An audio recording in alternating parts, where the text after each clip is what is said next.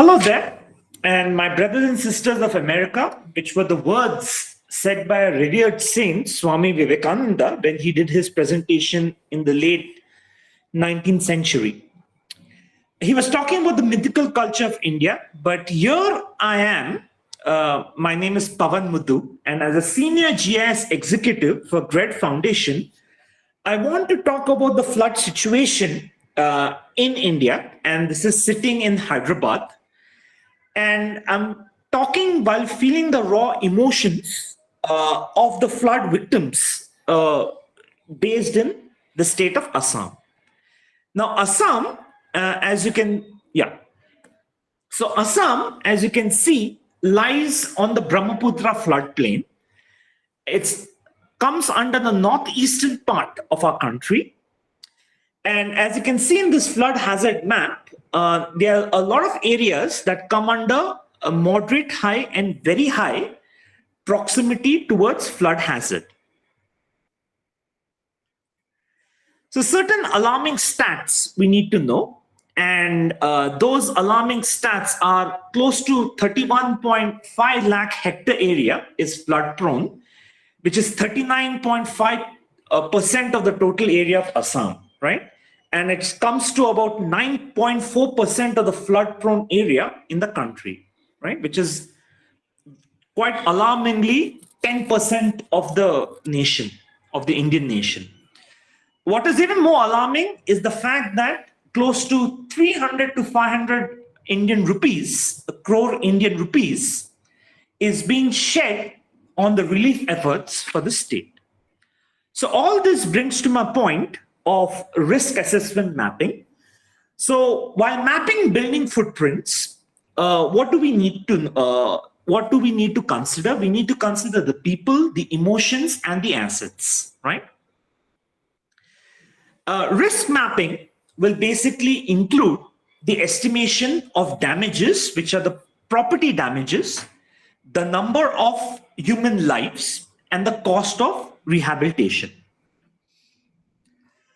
So my whole presentation is basically on why we need building footprints. So if I come to this slide, it gives you a good hint of why building footprints are needed. Now, while considering building footprints, we need to consider the following. We need to consider the size of the building, the shape of the building, and the location of the building. So the dynamics of this evaluation is based on the spatial location, the settlement pattern, the floor spacing index, the house relationship with road and other topological elements. Attribute information such as building type, number of floors, building use, and occupancy is also needed.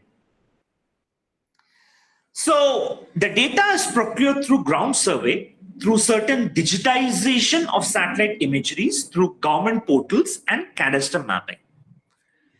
So what are the types of buildings that we deal in this region? So there are four major types of buildings. One is the ikra house, one is the bamboo house, the mud house, and the house on stilts. The ikra house is basically a one-story structure. It's a brick or a stone wall, which is 1 meter above the plinth, as you can see out here, right? These are normally wooden frames and plastered houses. And then we have the bamboo houses, which are L-shaped and C-shaped houses, which are made up of bamboos, right? That is the most important element. And it really is used, and it's more effectively used during monsoon season. Another popular houses or settlements that are there in Assam is mud houses. And you can see mud houses is proportionate with clay and soil, right? Then you have a kikri house, heat-resistant mud house in Assam. And then you have houses on stilts, right? And this is when flood water rises, they create these stilts. And as you can see, unfortunately, that also cannot help because of flood inundation. So certain hard facts to fathom is these many hectares. It's close to about 3,618 hectares of agricultural land have been devastated. 371 villages are inundated. 1 lakh people are affected, and close to more than 59,000 domestic animals have been affected too. So here's some impacts, and you can see this is one impact of arable lands in Moregaon, and this is considering the Sentinel time-lapse imagery, right? And then we have another time-lapse of Lakipur district where 22 people have been sadly deceased, and this is another Sentinel time-lapse showing the inundated areas. And this is a synthetic aperture radar imagery. And this is the worst floods in Silchar, Assam. And this is using shortwave infrared time-lapse. And you can see during these floods, 5.4 million people have been affected across 32 states. And this was caused due to the breaking of a dike. And this is more information about Silchar floods. So I'm basically an advanced mapper on OpenStreetMaps. So quickly, and these are the areas that I've worked on. So quickly, I'll just show you how OpenStreetMaps can help. So the best way to mitigate the floods or create good data is by using OpenStreetMaps. So if you come here, and if I come to this interface, so OpenStreetMaps is a well-known interface to digitize buildings. And I shall click on an area in Assam. So this is what GREd Foundation has created. These tasks have been created by GREd Foundation.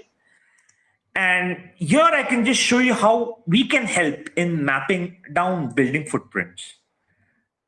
So I'll pick an area, I'll pick a grid out here, right? So I'll pick one grid out here. And here I can demonstrate how we can use or create building footprint data, which is very important for risk mapping, right? So once I click out here, I come to area, and using OpenStreetMaps, I can create a building footprint. So at a 50-meter resolution, or if it has to be even more lesser than 50 meter, it can also be 20 meter or greater. Higher resolution will be 20 and 10-meter resolution. So I can create these building footprints. And once I create these building footprints, I can upload it on the OpenStreetMap database, right? Now, this database is very important for disaster management organizations. So they would get an exact data or exact building footprint data of areas which are closer to these river flood plains or river flood areas, right? Or these are the settlements which are closer to the river flood areas, as you can see. So this is how I intend to use OpenStreetMaps, and I intend to use open access data, right? And this is for humanity, as you can see. And this is something which will be a bliss. Creating this kind of footprints, building footprints, is something which will be a bliss towards humanity, as it can contribute in creating open or crowdsourced data, which can be used, very critically be used by different bureaucratic organizations for risk assessment. So thank you very much for listening, and I wish all of you a wonderful day. Dhanyavad and goodbye.